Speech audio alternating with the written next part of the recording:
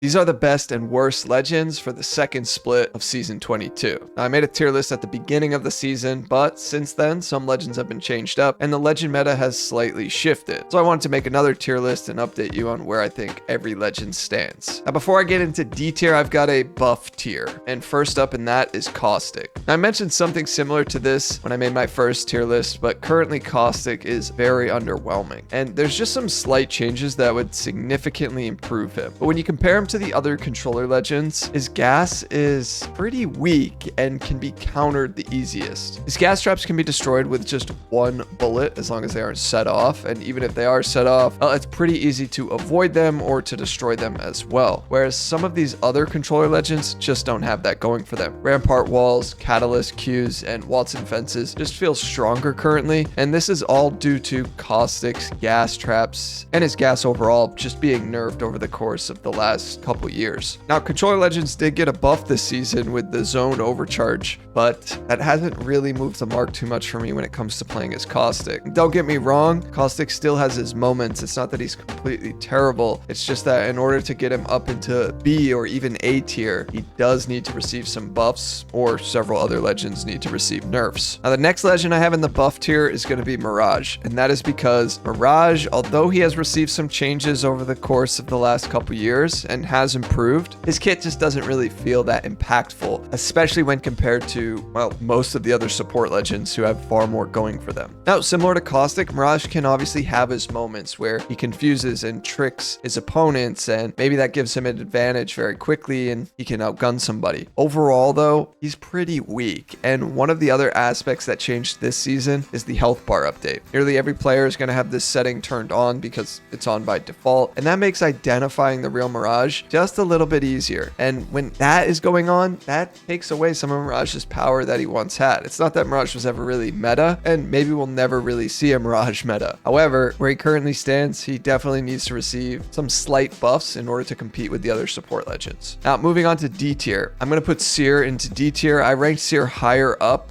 and partially that was because, well, I thought he was better, but most players aren't using him. You're no longer relevant. You had your time. It's over. Please go away. Now, Seer could still have some moments where he shines, but when you compare him to the other recon legends where Crypto got a buff, Valkyrie got a buff, Bloodhound is still really good, right? Seer just doesn't really hold that much power. They did buff his passive at the beginning of the season and changed around some of his upgrades, which does make him better. Don't get me wrong. This is more of a product of the other recon legends just being better and Seer not being as good. Seer definitely could be a C or B tier legend this season if some of the other recon legends didn't get buffed so much. I also am completely fine with putting Seer in D tier. He has one of the lowest pick rates, but beyond that, he was meta for some time, and it wasn't a really fun meta. It felt pretty unfair with the amount of power that Seer once had. So I understand it may be tricky to buff him, and I'm not advocating for that, but where he currently stands, he's definitely at the bottom of the legend meta. Second is going to be Ballistic. And I know some Ballistic players will say this is unfair and Ballistic's really good, but where he currently stands, he has one of the lowest pick rates. And I understand pick rate isn't everything, but that low pick rate is for good reason.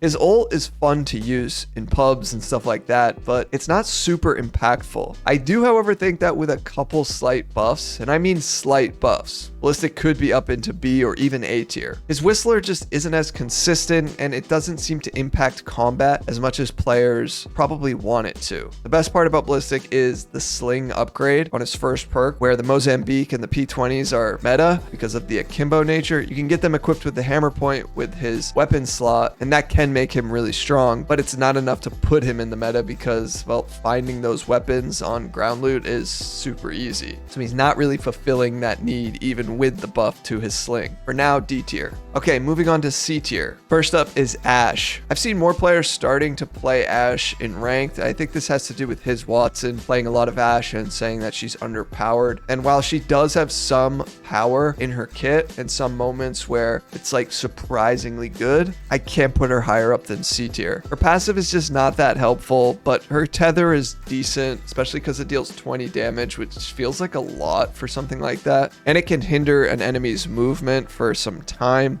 Portal obviously allows for a quick entry or a quick escape, but it's not OP by any means because enemies can follow if you're low trying to portal out. They can just take it and find you rather quickly. And if you're using it to entry a fight, it may be very readable if the enemies aren't distracted and they see where you set the portal. So while she does have some power, I can't put her up higher than C tier. Now, next in C tier is going to be Wraith. I think Wraith is really, really underwhelming right now. And this, once again, has more to do with just how some of the other legends are just far better. Her kit isn't bad by any means, and she could probably go into B tier, but she just currently feels really underwhelming. I actually think both of her level 2 upgrades are pretty good. They can compete against one another, where you can have that information with her passive as a squad approaches, or you approach towards a squad that you don't know about, or getting the reduction on the ultimate's cooldown, both of which are good upgrades. Her level 3 upgrades aren't as strong, but they don't really need to be. However, I think the worst part about Wraith is how long her Q takes. I know it's been like that for some time, and her level 3 upgrade takes off 20% on that wind up. It still just doesn't feel that impactful, and you have to obviously get to purple armor in order to make her Q better. Wraith's Q though is to get out of something, not usually get into something. And with a lot of these legends that are just more aggressive and focused around an ability that allows for an easy entry, like a grapple, a shadow pounce, Valkyrie's jetpack, like whatever it may be, those abilities just seem more in the meta than Wraith does right now. In order for Wraith to go up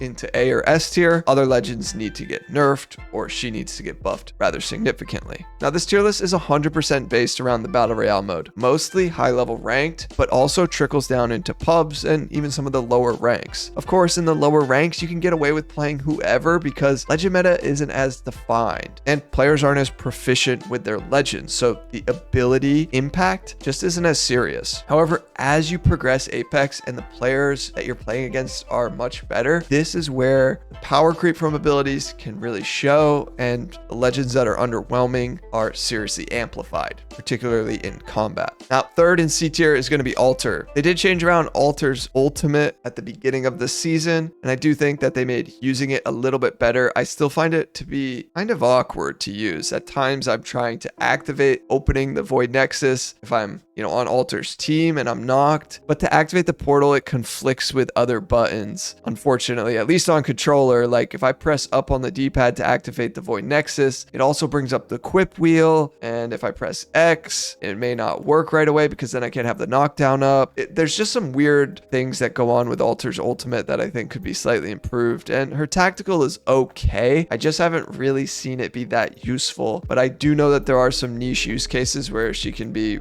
really funny to use and honestly surprise enemies in ways that we haven't really seen. When she first came out, she's only gotten better since then, in my opinion, but there have just been other legends that have taken over the meta and she hasn't been as popular. I think C tier is an appropriate placement, but we could see her move up the ranks if they do buff her next season. Okay, the last legend I have in C tier is going to be Octane, and while Octane may be pretty fun for pubs and stuff like that, for ranked he's not very good. He's pretty much a solo character, and the play style that is often attached to Octane is not very helpful to the squad. I know there will be people who argue that the jump pad can be useful, and yes, in certain moments it can be, but it is not something that is overpowered, and it's not something that will really give your team an advantage the majority of the time. You're either going to be padding into something, which is generally incredibly readable, and you can get shot while you're doing that. It's easier to shoot the player on the jump pad flying through the air than it is to shoot while you're on the pad. And if you're trying to get out of something, well, you're probably already screwed because your back is turned. You're definitely not going to be shooting them, and enemies can once again shoot you. So although Octane is better with the legend upgrade system, being able to take less damage from the stim, being able to have more jump pads or change direction on the jump pads, he is not meta currently, and in ranked he is not super helpful to his squad, but you can play pubs with him and have a blast and still find the moments where his power shows. Moving on to B tier, where I would say a lot of legends are going to be in B or A tier this split because the legend meta is fairly balanced, and they have brought up a ton of legends that, despite having low pick rates,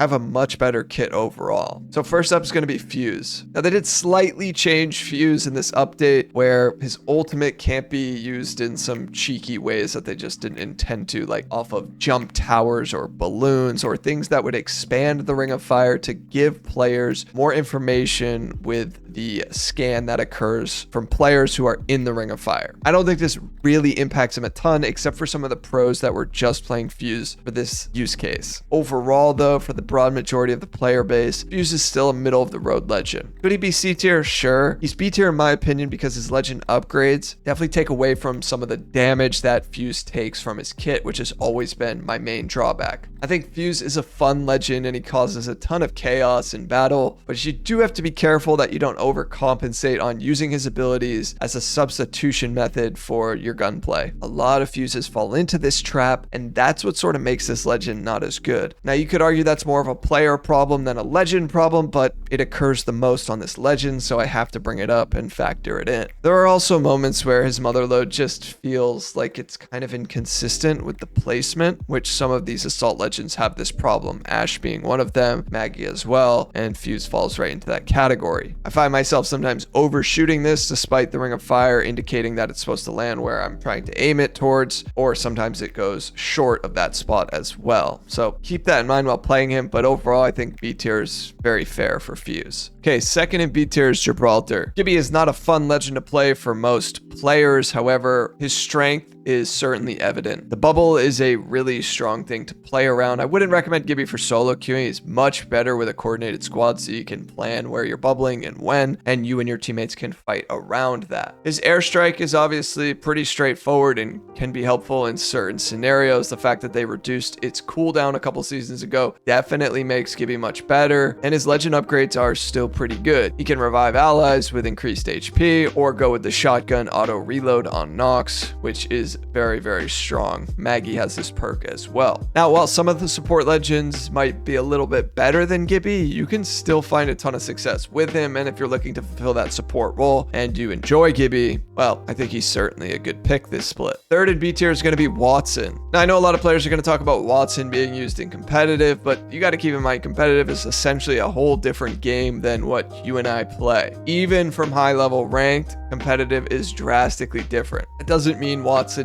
isn't good though. She is good. She has her moments. There are certain maps where I think she's better on due to just how the architecture is developed, etc. I find her much better on E District than I do on somewhere like Olympus or really even Kings Canyon. However, I do think she's better on Kings Canyon than Olympus. And I say that because those are the three maps in rotation this split. Watson did get an upgrade to her ultimate on her level 3 upgrade, which is called Emergency Power, and it rapidly recharges your shields if you are missing some. This is a solid upgrade, especially if you need to use her ultimate in a pinch. Couple that with the fact that she can stack ultimate accelerants and have her ultimate rather quickly, as long as she has those, well, she can be a really good legend to stabilize. Her fences are obviously a pretty good deterrent in most situations, not always though, and those are the times where her abilities can feel a little bit underwhelming if you don't have her or her squad mates in the right spot so that she can set up and create a specific way to fight the enemies. I like to use all of the controller legends in a method that allows for me to take the fight from a specific angle or direction that I want to force the enemies into. And if they don't want to take it that way, they'll hopefully run into my traps. Now that's an idealistic way to approach it, but it is how controller legends typically want to operate. I do think she's a solid legend and she has her moments, but I can't put her higher than B tier right now. Okay, next in B tier is going to be Catalyst. We didn't see any changes to Catalyst in the mid-season update. However, her power can be felt on certain maps in specific moments. Being able to lock 2 doors, hold down an area, get an extra spike with their level 2 upgrades, all of these things help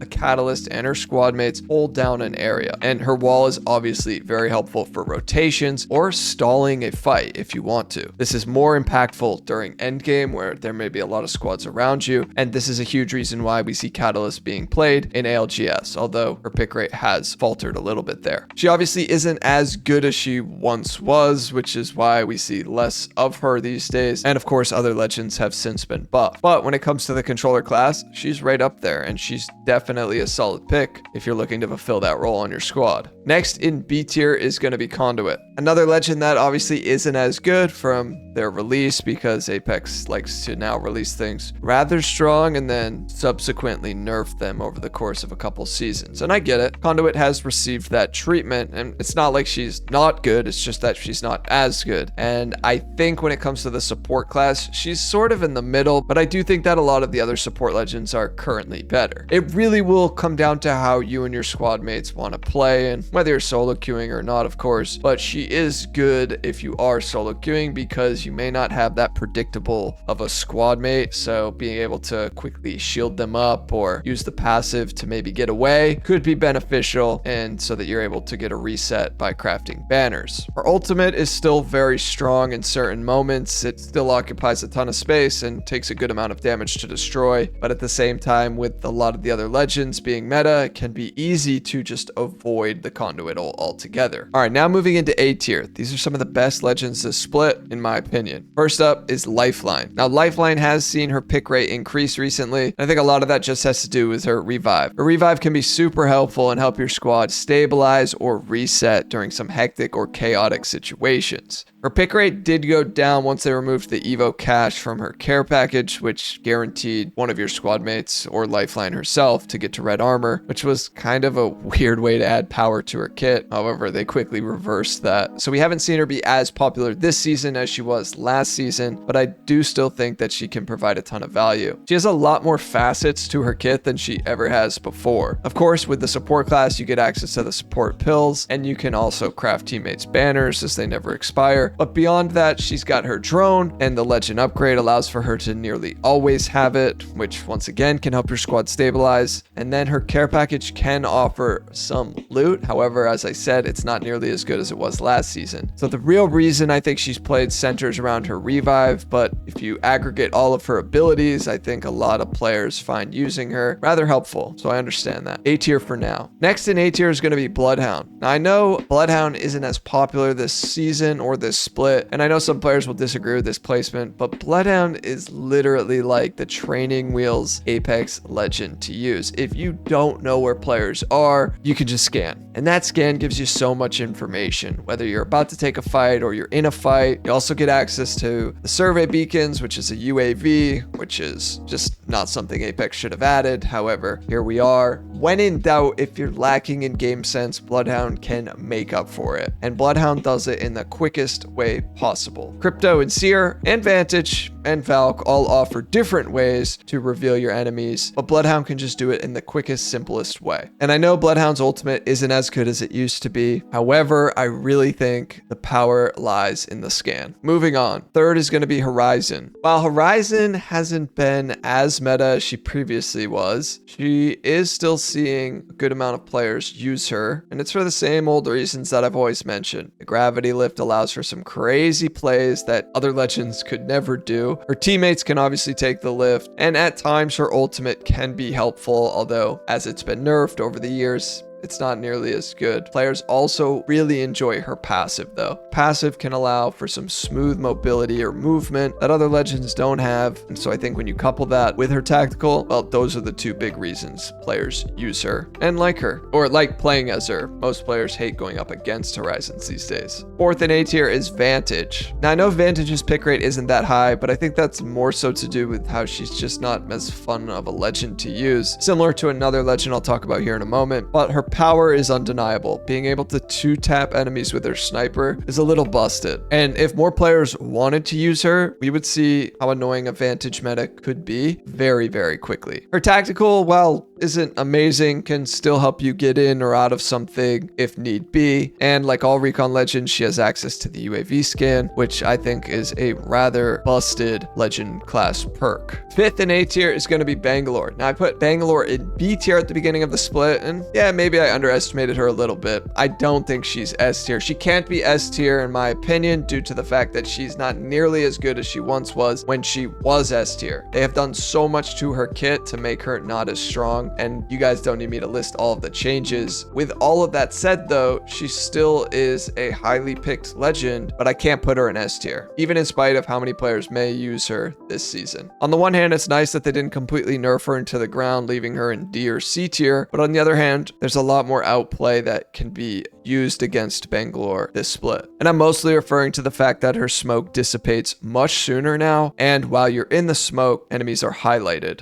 Okay, next in A tier is going to be Loba. Now, I previously would put Loba in S tier just for the sole reason that she's in the support class and could escape from fights to reset her squad mates. While that is still a strong aspect and might even be the best aspect about Loba, with the UAV scans, particularly in higher ranked, it is harder for Lobas to get away and to successfully reset as much as they used to do, where she would be able to slink away and easily reset. Don't get me wrong, it's obviously still possible and happens all the time. I'm just saying, with all of these beacon scans and revealing where enemies are and who's a solo, etc., it takes away some of that power where ratting or playing as a solo just isn't as effective now. However, her power is undeniable because having enough loot is a really underestimated aspect to her kit. I mean that in a way that you don't really notice it when it's there if you've been playing with the Loba for a lot, but when you stop playing with the Loba, then you notice it. Like, you don't have as many shield batteries or your weapon isn't as kitted.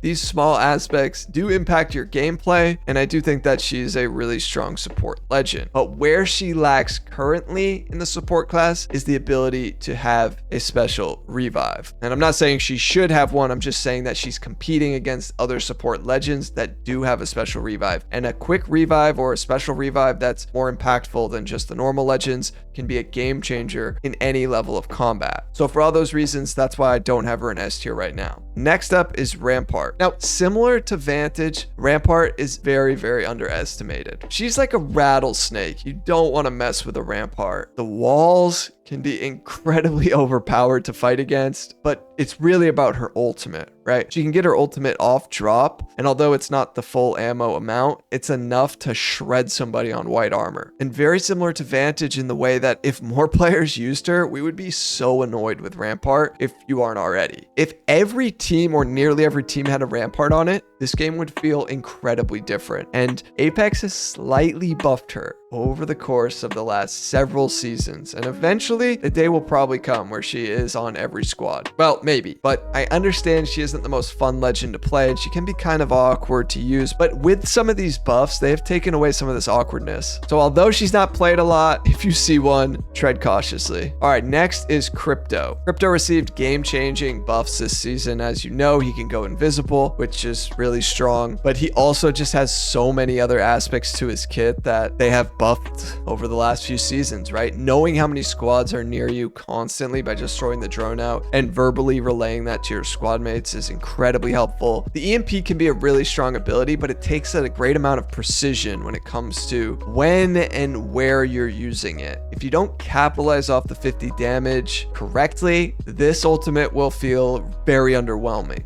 On top of that, if you time it incorrectly around your squad mates pushing, it may end up hurting them as well due to the stunning effects. So while it is a strong ability, as I say, it takes a great amount of precision. It's not something you can just wing out and have it just work out magically. Too many cryptos, I think, learn that the hard way, but the good cryptos know when and where to use it the best, and that's where the skill gap really shines for Crypto. I honestly thought Crypto was one of the more mandatory picks to have on your squad, whether you were solo queuing or playing with a squad, but I don't think a lot of players enjoy using him. So for that reason, we didn't see a ton of him. However, his pick rate is much, much higher. All right, next in A tier is Mad Maggie. Maggie might be one of my favorite legends to use. The only reason I'm not putting her in S tier is just to the inconsistencies of her wrecking ball. You've heard me talk about this before if you've seen any of my videos. Sometimes it just stuns Maggie for no good reason, hits a teammate, bounces off a wall, comes back, hits your other teammate. Just some silly stuff can happen with this, and maybe that's how they intended it, but it just doesn't really make sense as to why they would intend that. Nonetheless, why I have her in A tier is her drill and her passive. With shotguns being meta, being able to move faster with them is a solid ability, on top of the enemy highlighting, which I think is an understated aspect to her kit. Her perk, which I didn't used to get until this season, of the auto reload shotgun on Nox, is insane. This is the perk that I would go with every single time. I wouldn't worry about the fireball. I don't think that's nearly as good. If you're running Maggie, you have to take this perk, especially when using shotguns, which you should be if you're playing as Maggie, and that's where I think a lot of her power lies. Now, the wrecking ball still can be good and can be decent to entry on a squad with, but just be careful in terms of not screwing up you or your squad mates, because Maggie does not only get stunned by it, but she takes 20 damage if she gets hit by it as well, which doesn't sound like a lot, but if you stun yourself, take 20 damage, and then you're in a crappy spot because the ball threw threw you into it, you might be in line of sight of an enemy and get gunned down rather quickly. But I think she's a really fun legend, so A tier for now. Next in A tier is Revenant. Finally, Revenant has fallen from S tier. That's due to the nerfs that he received during this split. They doubled the activation time for the ultimate, which is a rather minute change. But more importantly, they reduced the ultimate from 75 HP down to 50 HP. And that is a significant impact. That doesn't obviously mean Revenant's useless or needs to go into C tier or anything like that. We've seen his pick rate decline since this change. However, he's still a strong legend and probably more in line with some of these other legends, which is why I have him in A tier for now. You could still get a ton of power from Revenant, and 50 HP from the ultimate on top of red armor is still 275 HP, which is a ludicrous amount. And his ultimate still resets even on assists, which is wild. So there's still a ton of power to be had with this legend, but I'm not going to put him in S tier, at least not right now. But who I am going to put in S tier is the newly improved Valkyrie. Valkyrie received so many changes this split. It was kind of crazy. We haven't seen a legend receive this many changes during a mid-season update in what feels like a while. The most important things to know are the improvements to her passive, where they've made her similar to how she was on release. You get more fuel, you get a better UI that indicates where your fuel's at and how quickly it will come back. You get improvements to her ultimate, not only through her upgrades, which she already had, but on her level 3 upgrade, she can see enemies through buildings, and that just makes her ultimate so much better in late game, which is definitely going to create a resurgence in terms of her in ranked and the meta, and maybe even into ALGS. I'm not really sure yet. Seeing where to go and where not to go with her ultimate due to the change of her level 3 upgrade and also putting her into the recon class is very, very, very strong, okay? Her tactical also got buffed as well. I mean, every aspect to her kit got buffed here, but I really think it's just about the ultimate, putting her in the recon class, giving her this extra information that feels kind of silly for her to have, but nonetheless, here we are. And for all those reasons, I gotta put her in S tier. I found her to be incredibly helpful on my squad. Whether I'm playing as her or my teammate is, this information is critical for late game scenarios. Second in S tier is Newcastle. Now, you may not be seeing a ton of Newcastles in pubs, but in high level ranked, Newcastle is extremely meta. There are several reasons why, but it all centers around the special revive. The ability to quickly reset with this revive, the increase of gold loot like gold knockdowns makes Newcastle very, very, very helpful for stabilizing and resetting. But if you're playing a support legend and you're not solo queuing, Newcastle is the legend to go with, in my opinion. On top of that, his tactical and his ultimate allow for a lot of outplay and a lot of different ways to either hold down an area or push a squad. Like, there's just so much viability with his kit that is finally being shown. And lastly, the other part that I forgot to mention is the change that they made, I think, last season to his ultimate, where it zaps most incoming projectiles. This makes his wall really, really OP. And with the level 3 upgrade, you can decide if you want to leave it energized for longer, which once again just makes holding down an area with that wall very strong. But here's the last legend I have in S tier, Pathfinder. Pathfinder is S tier in ranked, particularly for these reasons. The level 3 upgrade getting Zipline Zen makes it so teams can rotate basically anywhere and often, with the fact that when Pathfinder scans care packages, it reduces his ultimate's cooldown. The Zipline Zen is honestly really, really strong, but you couple that with the fact that Pathfinder can constantly scan the UAV beacons, know where teams are, and this just makes Pathfinder have too much power. I would have never thought this if I didn't play a ton of ranked, but after playing a ton of ranked, Pathfinder has far too much power when you couple all those things together. Forget about the grapple for a second and forget about the hitbox. When Pathfinder can scan the beacon, reduce his ultimate, know where enemies are, scan care packages, reduce his ultimate, get an ultimate that shoots him and his squad mates wherever he basically wants, and